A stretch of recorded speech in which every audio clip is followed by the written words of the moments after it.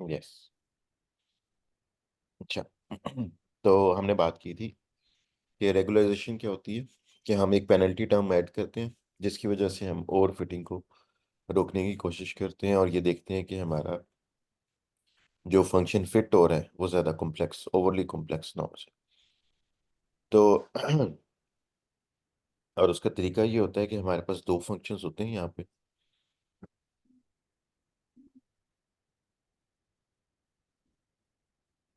एक तो हमारा रेगुलर जो है वो लॉस फंक्शन है। हम्म। ठीक है, ये हमें क्या बता, ये हमारा किस तरह से आता है, desired output minus actual output या करंट आउटपुट। ठीक है, ये तो हमारा एरर हो सही। गया। ठीक है, इसी को हम लॉस भी कर सकते हैं। लॉस के डिफरेंट फॉर्मूले भी होते हैं जिसमें हम स्टेटिस्टिकली उसको निकाल लेते हैं। हम्म। और ये भी जाहिर है, इसको भी, इसके अंदर भी नेगेटिव साइन नहीं होना चाहिए, तो उसमें भी हम एब्सोल्यूट वैल्यूज ही लेते हैं फिर लॉस फंक्शन में। उसमें हम ये वाली टर्म ऐड करते हैं। ठीक है, जिसके अंदर दो टर्म्स हैं। डब्ल्यू स्क्वेयर तो अभी हमने देखा था। ठीक है, ये हमें हम्म। बताता है कि हमारे वेट्स कितने हाई हैं। हम्म। ठीक है? तो जितने ज्यादा वेट्स हाई होते जाएंगे उतना ये डब्ल्यू जो है उसकी वैल्यू बढ़ती जाएगी और उतनी पेनल्टी बढ़ती जाएगी। ठीक है, तो और इसको हम ऐड करें किसमें, एरर के अंदर। तो वेट्स का जो मैग्नीट्यूड है उसको हम ऐड कर रहे हैं एरर में, और उससे हमारे पास टोटल एरर निकल आएगा।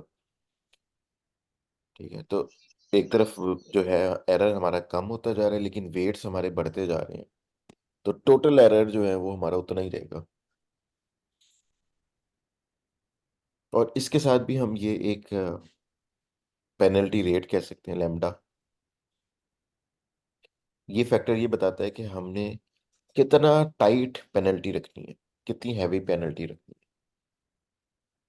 है। अगर हम इसको जीरो कर देंगे तो इसका मतलब है नो पेनल्टी, जीरो पेनल्टी। हम्म। अगर हम इसको वन कर देंगे तो थोड़ी सी पेनल्टी हो जाएगी, टू कर देंगे और ज्यादा पेनल्टी, थ्री कर देंगे और बड़ी पेनल्टी, फोर कर देंगे और बड़ी पेनल्टी। तो इस तरह ये पेनल्टीज जो है ये बड़ी होती जाएगी। सही। तो ये वाली हमारी इक्वेशन है जिसके जरिए से अब हम क्या निकाल लेते हैं, इसका टोटल लॉस।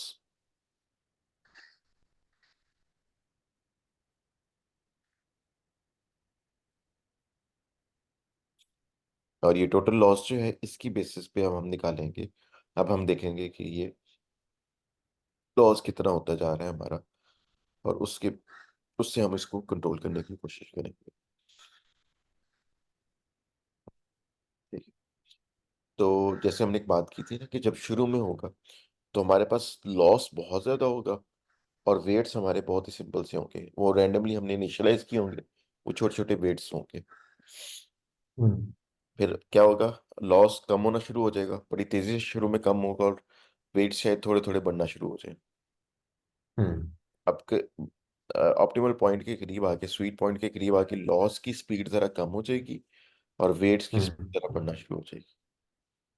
और अब उसके बाद फिर क्या होगा कि लॉस हल्का हल्का कम हो रहा है लेकिन वेट्स बड़ी तेजी से ऊपर जा रहे हैं। तो इनका जो टोटल है, सम जो है, वो फिर बढ़ना शुरू हो जाएगा काफी ज्यादा। वो सम कम होता जा रहा है जब तक, तब तक तो ठीक है। जैसे ही सम दोबारा बढ़ना शुरू होगा हम ट्रेनिंग रोक देंगे। सही। ठीक है, तो वो सम बढ़ कैसे सकता है, या तो लॉस बढ़े या फिर वेट्स बढ़े। तो अगर लॉस कम हो रहा है, वेट्स बढ़ रहे हैं, तो टोटल आपका लॉस बढ़ेगा और इससे हम इसको रोकते हैं। इसको हम रेगुलराइजेशन कहते हैं। और ये रेगुलराइजेशन रिज रिग्रेशन के जरिए यूज, यानी ये मेथड जो है रेगुलराइजेशन की, इसको रिज रिग्रेशन कहते रिच रिग्रेशन। हैं। हाँ, रिज रिग्रेशन, ये वाला जो टर्म है ना, ये रिज रिग्रेशन से आई हुई सही। अच्छा, ये हम लोग हर आइट्रेशन पर कैलकुलेट करेंगे, या मतलब हर हाँ शुरू। ईपॉक के बाद, लाइक ये इनकॉर्पोरेट कब करेंगे? हाँ ये कांस्टेंट, ये शुरू से ही हम इसमें डाल देंगे पेनल्टी। तो ये हर ईपॉक के बाद जब हमारा एरर कैलकुलेट होता है तो साथ ही भी कैलकुलेट हो जाएगा। ठीक है, हर ईपॉक के बाद हम लॉस कैलकुलेट करते हैं तो हम यहाँ पे ये पेनल्टी टर्म भी उसमें डालेंगे। ठीक है। ठीक है, तो ये। और वो जो आपने कहा था, एक यूज केस था जिसमें अगर वेट बहुत ज्यादा बढ़ गया है, हम्म। तो वो तो हमें समवेयर इन द मिडिल जाके आइडेंटिफाई होगा, या टुवर्ड्स द एंड आइडेंटिफाई होगा ना, कि ये वेट जो है वो कहीं और चला गया, बहुत ज्यादा हो गया। अ, तो हाँ मतलब रेट्स थोड़े बहुत तो बढ़ने चाहिए। ठीक है, उनमें चेंजेस तो आएंगे। बस हम ये चाह रहे हैं कि बहुत ज्यादा ना बढ़ जाए। ठीक है, और ये कितना तो ज्यादा। इस टेक्निक से ये कंट्रोल हो जाएगा अगर हम हाँ ठीक है। हाँ, ओके। ओके। और कितना ज्यादा हम बढ़ना नहीं देना चाह रहे वेट्स को, वो ये जो लैम्डा वाला फैक्टर है ये कैलकुलेट कर। तो लैम्डा की वैल्यू हम सेट करते हैं जिससे हम पेनल्टी टर्म को कम या ज्यादा कर लेते हैं। ठीक है। ठीक है। तो इससे इसको ये इस टर्म को डालने से क्या होगा कि आपका ट्रेनिंग लॉस बढ़ेगा, क्योंकि ये ट्रेनिंग लॉस। बढ़ेगा। पहले जितना ट्रेनिंग लॉस, अगर आप इस टर्म को नहीं डालते ना, पेनल्टी टर्म को, तो वो ट्रेनिंग लॉस को बहुत कम अमाउंट तक लेके जा सकते हैं। लेकिन जब आप पेनल्टी डालोगे तो वो ट्रेनिंग लॉस बड़ा ही रुक जाएगा, बड़े लॉस पे ही रुक जाएगा। तो यानी कि जब आपकी ट्रेनिंग कंप्लीट होगी तो आपके पास एरर हो सकता है 15% हो, बिकॉज ऑफ पेनल्टी। हम्म। और अगर आप पेनल्टी टर्म नहीं डालेंगे तो ट्रेनिंग जब रुकेगी तो हो सकता है 5% एरर हो। तो इसलिए वी शुड बी श्योर कि हमें पेनल्टी टर्म चाहिए और यहाँ पे ओवरफिटिंग का चांस है। तब हम उसको वहाँ पे अर्ली स्टॉपिंग करेंगे उसकी। सही। अच्छा, इसको देख के यानी एक क्वेश्चन तो ये ज़हन में आता है कि अगर हम लोग पेनल्टी यानी रेगुलराइजेशन की बजाय हम सिंपल अगर ये मैं करना शुरू कर दें कि जो हमारी लास्ट लॉस था और जो अब लॉस है वो उसमें डिफरेंस कितना है, अगर तो बहुत कम डिफरेंस है तो वो ओवरफिटिंग स्टार्ट हो चुकी है। हम्म। अ, लेकिन उसमें नुकसान जो जो उस अप्रोच को मुझे फील हो रहा है कि शायद नुकसान ये है कि हम हो सकता है कि बहुत अ, यानी अभी वो ओवरफिटिंग ना हुई हो, हाँ। सिर्फ वो गेन जो है स्मॉल हो गया लेकिन गेन हो रहा है। हम्म। और लेकिन यानी अगर हम सिर्फ ये इस डिफरेंस की बेस पे उसको ट्रेनिंग को रोक दें हम्म। तो हो सकता है कि हम कुछ और गेन कर सकते थे लेकिन हमने नहीं किया। हाँ एग्जैक्टली। तो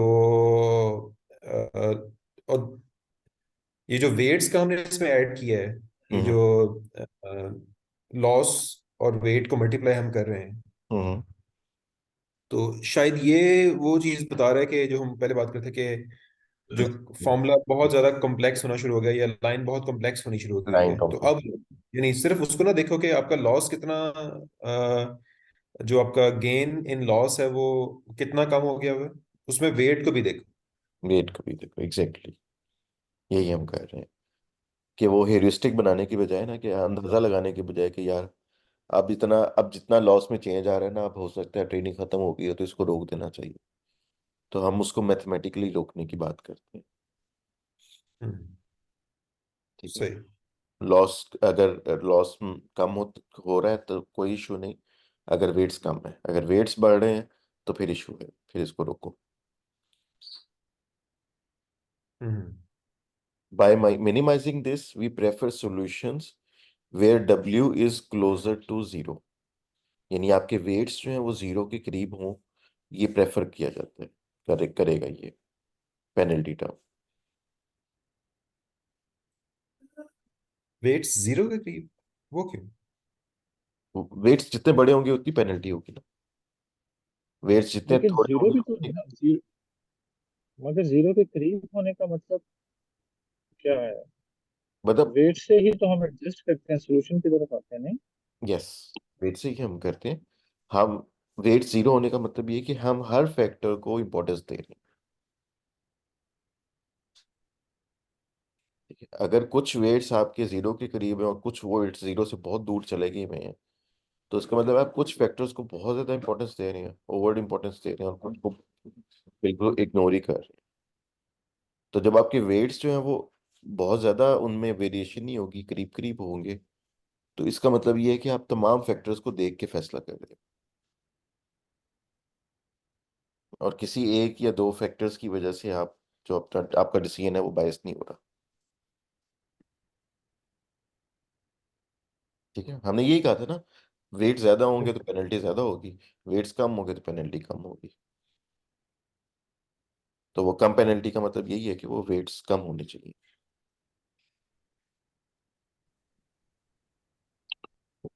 हाँ, वो तो ठीक है, लेकिन ये जीरो वाली बात थोड़ी कंफ्यूजिंग है।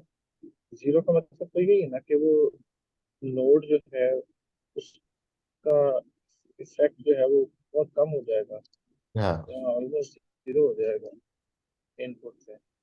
नहीं, मतलब जीरो नहीं होंगे वेट्स, ये नहीं मतलब +1 से -1 के दरमियान होंगे, इस तरह से कह ले, या +2 से -2 के दरमियान होंगे वेट्स। वेट्स। हाँ, कोई वेट 10 या 15 पे नहीं चला जाएगा, या -10 या -15 पे नहीं जाएगा। सही सही। ठीक, वेट्स जो यानी है इसमें नहीं, इसका मतलब है कि जो ये जो लिखा है ये थोड़ा सा शायद वो लिखने में थोड़ा सा सही नहीं लिखा हाँ। हुआ। कि हाँ, हम ये नहीं चाह रहे कि वो जीरो हो जाए, हम ये चाह रहे हैं कि वो वैल्यूज हो। उनमें डिस्ट्रीब्यूशन बहुत ज्यादा बड़ी ना हो।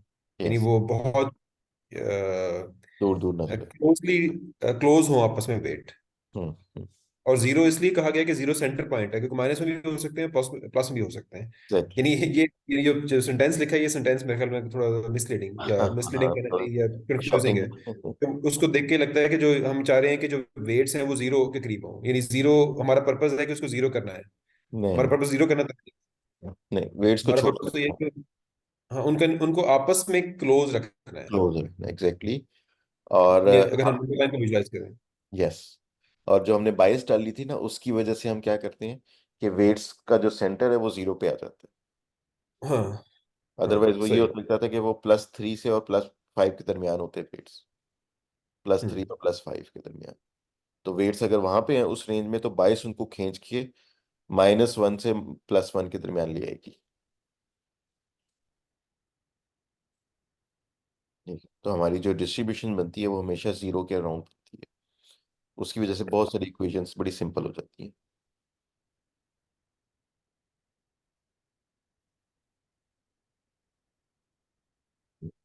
मतलब वरना मिसाल ऐसी हो जाएगी कि हम कहें कि यार इस चीज की बहुत ज्यादा इंपॉर्टेंस है, और इसकी बहुत ही ज्यादा इंपॉर्टेंट है, तो आप कहेंगे मतलब बहुत ज्यादा और बहुत ही ज्यादा में क्या फर्क है।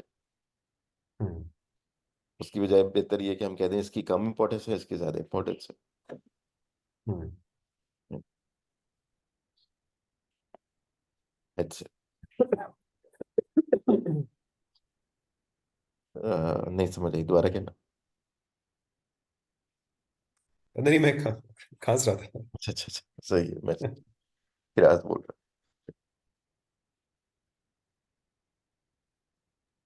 हूँ। वाई मैं नहीं स्क्वेयर। बोल रहा था। उस, उसके खांसने की आवाज ही थोड़ी फनी शायद। अच्छा, सही है। बूढ़ा वाली खांसी थी। Y squared, it eliminates the square root, easier to work with mathematically. ठीक है,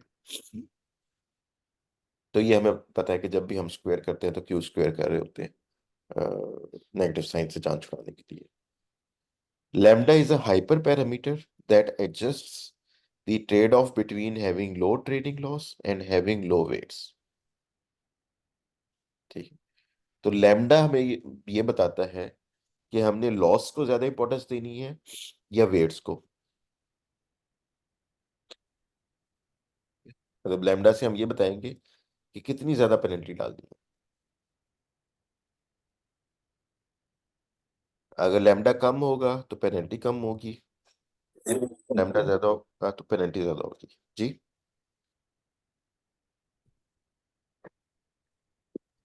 अब साल दोबारा आवाज आई तो वही खैरियत है, तेरे कनेक्शन को इशू लग रहा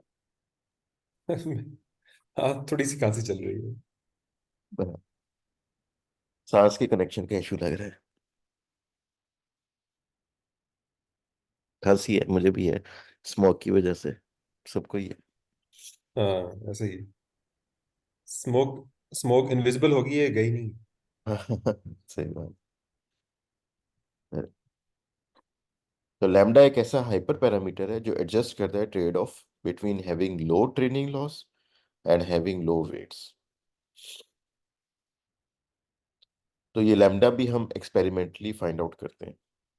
नहीं सॉरी, एक दफा दोबारा है। Having low training loss. Low training loss जो कि एल डब्ल्यू है, और लो वेट्स जो कि डब्ल्यू स्क्वेयर है।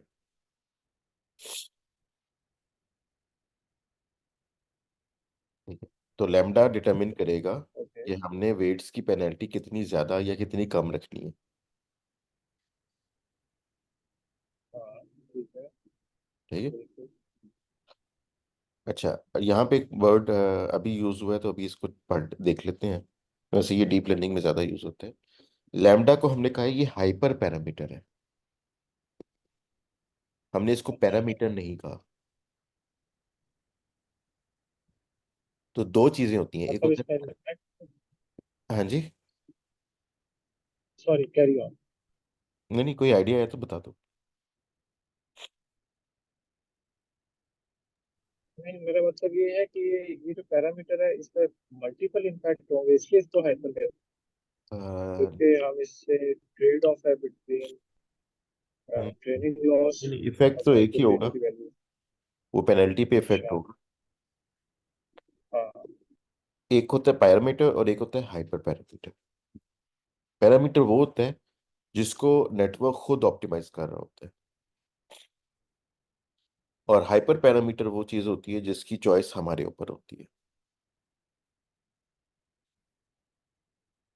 तो ठीक है, पैरामीटर वो चीज है जिसको नेटवर्क खुद ऑप्टिमाइज करता है, और हाइपर पैरामीटर वो चीज है जिसकी चॉइस हमारे ऊपर होती है। तो पैरामीटर्स जो हैं, फॉर एग्जांपल वेट्स जो है नेटवर्क के, वो पैरामीटर होंगे या हाइपर पैरामीटर होंगे? तो पैरामीटर ही होंगे। हाँ, नेटवर्क वेट्स खुद जो है वो ऑप्टिमाइज करता है। पैरामीटर्स होते हैं, क्योंकि वेट्स को वो खुद एडजस्ट करता है। सॉरी, रिपीट अच्छा। करना। हाइपर पैरामीटर समझ नहीं। पैरामीटर वो चीज होती है जिनको नेटवर्क खुद ऑप्टिमाइज करता है, और हाइपर हम्म, पैरामीटर वो होते हैं जिसको हम ऑप्टिमाइज करते हैं। सही सही। वेट सी करता है नेटवर्क। वेट्स नेटवर्क खुद करते हैं, इसलिए वो पैरामीटर्स होंगे। हम्म लर्निंग रेट, ठीक, जो कि लर्निंग को कंट्रोल करते हैं, वो पैरामीटर है या हाइपर हम्म पैरामीटर है? तो हाइपर पैरामीटर नहीं हाइपर होगा। वो हाइपर हाइपर पैरामीटर। पैरामीटर है, क्योंकि लर्निंग रेट हम खुद सेट करते हैं। हाँ।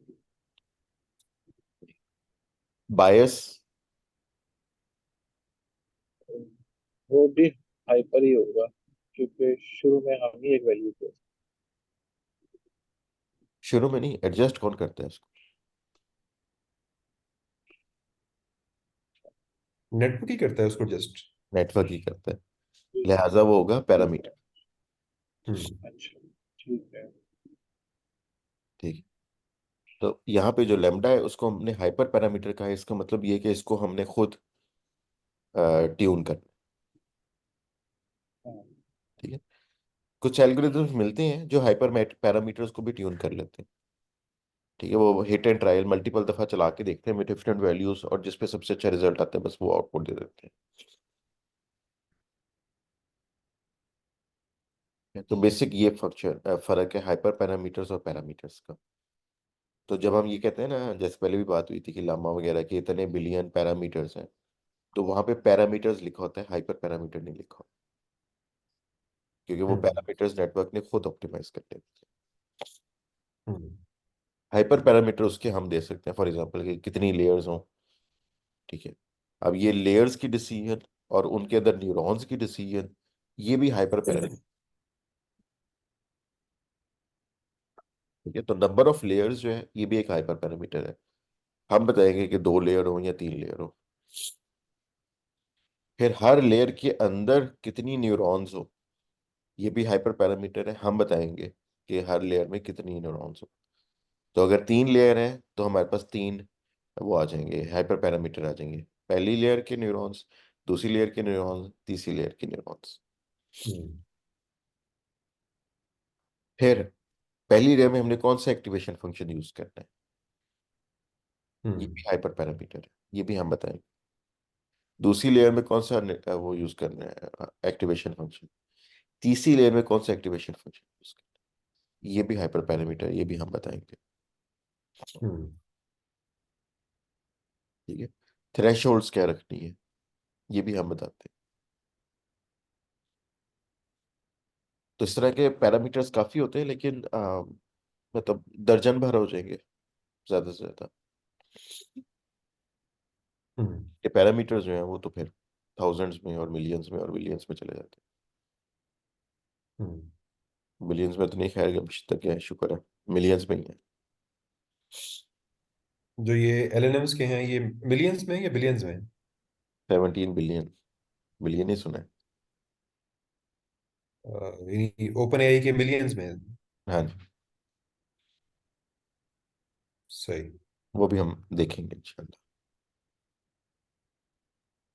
लेकिन इतने ज्यादा पैरामीटर्स ह्यूमनली पॉसिबल कैसे है मैनेज करना? और अगर ये सारे आ, ह्यूमन मैनेज्ड हैं, even for a smaller network भी, तो ये तो काफी रिग्रेसिव काम है कि to find the best match of the combination of parameters जिससे नेटवर्क ऑप्टिमाइज हो और अच्छा ऑप्टिमाइज हो, ट्रेन हो। हम्म। स्टिल ह्यूमन फैक्टर काफी इन्वॉल्व है। हाँ। जीपीयू यूज करते हैं उसके लिए, और डिफरेंट पैरामीटर्स चला के देखते हैं। ठीक है, उसमें मतलब मुख्तलिफ किस्म के वो सिर्फ वेट्स और बायसेस नहीं होती, उसमें और भी बहुत सारे पैरामीटर्स होते हैं। तो उनको भी हम ऑप्टिमाइज करते हैं, लेकिन हमें मतलब जीपीयू सर्वर्स चाहिए होते हैं ट्रेनिंग वगैरह के लिए ना। तो अभी जैसे इसकी GPT-5 की ट्रेनिंग हो रही है, तो अभी चल रही है और पता नहीं कब तक चलेगी। तो उसमें डाटा प्रेपरेशन, डाटा उसको देना, फिर उसको ट्रेनिंग करवाना, फिर उसके रिजल्ट्स को एनालाइज करना, ये चीज़ें जो हैं वो मिल के फिर फैसला करती है। और कितना टाइम टाइम बहुत ज़्यादा लग जाता है इन चीज़ों में। तो इसलिए आमतौर पे लोग जो होते हैं ना वो डीप लर्निंग की ट्रेनिंग नहीं करते। हाँ, ये जो हमारे पास न्यूरल नेटवर्क डिसीजन ट्रीज वगैरह है, KNN है, के मीन्स है, इनकी ट्रेनिंग हम बड़े सुकून से कर लेते हैं, CPU पे हो जाती है। हम्म। सही। तो ये हमारी रेगुलराइजेशन है। अब हम ना उसमें देख लेते हैं, ब्राउजर में खोल के।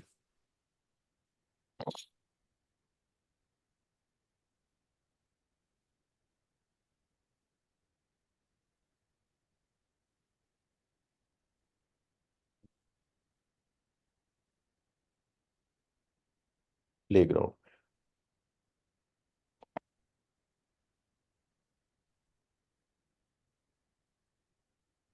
इसमें अब हम रेगुलराइजेशन का जो लैम्डा फैक्टर है ना वो बता सकते हैं। ठीक है। और रेगुलराइजेशन जो हमने L2 नॉर्म दी थी ना, हम उसमें से L1 और L2 दोनों सिलेक्ट कर सकते हैं।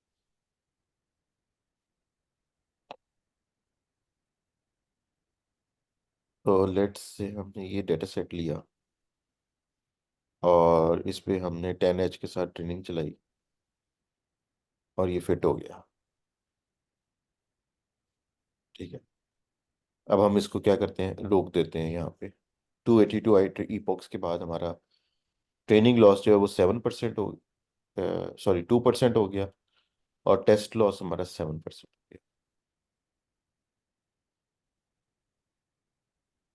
हम्म। ठीक है।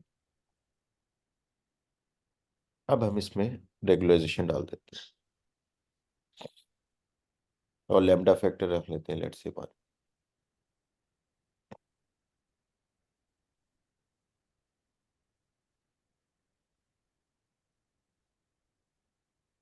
अब पेनल्टी इतनी बड़ी हो गई है कि वो उसको लर्न नहीं करने दे रहा। हम्म तो हमारा रेगुलराइजेशन रेट हमारा बहुत ज़्यादा है। अब यहाँ पे हमारा ठीक है। अब ये देखो आप, अब आइट्रेशंस चलती जा रही हैं, लॉस कम नहीं हो रहा। हम्म नहीं। हम्म तो ये 0.1 1.8% पे रुका हुआ है ट्रेनिंग लॉस। और टेस्टिंग लॉस जो है हमारा 2.5 पे रुका हुआ है, 2.5% पे। हम्म पहले जो था वो 7% पे चला गया था। 2% पे ट्रेनिंग लॉस और 7% पे टेस्ट लॉस। हम्म अब चूंकि हमने उसको कहा है कि पेनल्टी टर्म ऐड करो, तो अब उसने लॉसेस को रोक दिया पहले ही। और अभी भी लाइंस अच्छी फिट हो रही हैं, हम्म क्लासिफिकेशन अच्छी है। लेकिन अब हम वी कैन बी श्योर कि अब जो ट्रेनिंग हुई है ना, इस पे कोई भी टेस्ट डेटा आप देंगे तो ये फेल नहीं होगी, क्योंकि इसमें हमने रेगुलाइजेशन का एक फैक्टर रखा है। हम्म और मतलब जितनी मर्जी इपॉक्स कर लें, ओवर फिटिंग का डर ही खत्म हो गया। हम्म तो ये रेगुलाइजेशन का फायदा होता है सही सही। कि ओवर फिटिंग का डर खत्म हो जाता है। ठीक है? तो ये रेगुलाइजेशन की हम डिफरेंट वैल्यूज देख के, और दो दो डिफरेंट किस्म की रेगुलाइजेशन इन्होंने दी हुई है, दोनों को ट्राई आउट कर सकते हैं। तो L1 ज़रा ज़्यादा जालिम लग रही है, तो इसमें फिर हमें रेगुलराइजेशन रेट ज़रा कम रखना पड़ेगा। लेट से इतना रख ले, तो अब फिटिंग सही होगी। उसने भी कर लिया। ठीक है, शायद इस पे भी चल रहा है।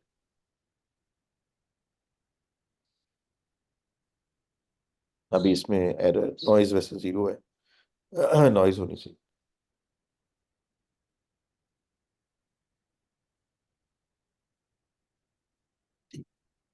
बड़ी चीज ने बाउंड्रीज बना ली हैं, और लॉस हाँ। उसने रोक लिया है यहाँ पे। अब आगे जितनी मर्जी हम्म हम इसकी ट्रेनिंग चलाते हैं, लॉस मजीद नहीं चलेगा। हम्म ठीक है। तो अब यहाँ पे एंड करते हैं सही इसका। है सही है। जबरदस्त। और नेक्स्ट टाइम जो बाकी के यूज केसेस रह गए थे हम उनको देख लेंगे, और फिर हम कोशिश करेंगे डीप लर्निंग पे भी जाने की। कोई चलो क्वेश्चन ठीक। पूछना रेगुलाइजेशन के? इसके बस फंक्शन के बारे में है, लेकिन मेरे ख्याल में थोड़ा सा मैं खुद पहले पढ़ता हूँ हाँ कि वो क्या उसमें जो डिफरेंट वैल्यूज क्या हैं, तो हो जाएगा क्लियर इंशाल्लाह। ठीक है, बस दो चीजें हैं, लैम्डा है और वेट्स है, वेट्स का स्क्वायर है। सही है सही है। ठीक। ठीक है। हाँ, और ये ठीक है। L1 और L2 रेगुलेशन रेगुलाइजेशन का भी पढ़ लेना, फर्क है, थोड़ा सा फर्क है इनकी इक्वेशन। फिर सही हमने है सही फिर है। क्लियर कर लेंगे इन चीजों ठीक है। और अगर वीडियो भी कर सकते हो तो वीडियो कर देना, नहीं तो फिर ये स्लाइड अगर शेयर कर सकते हो स्लाइड शेयर कर लेना। को। मैं वीडियो अपलोड कर देता हूँ। हाँ। चलो ठीक है। ओके। चलो, ओके, अल्लाह हाफिज। फिर ओके जी, अल्लाह हाफिज। अल्लाह हाफिज।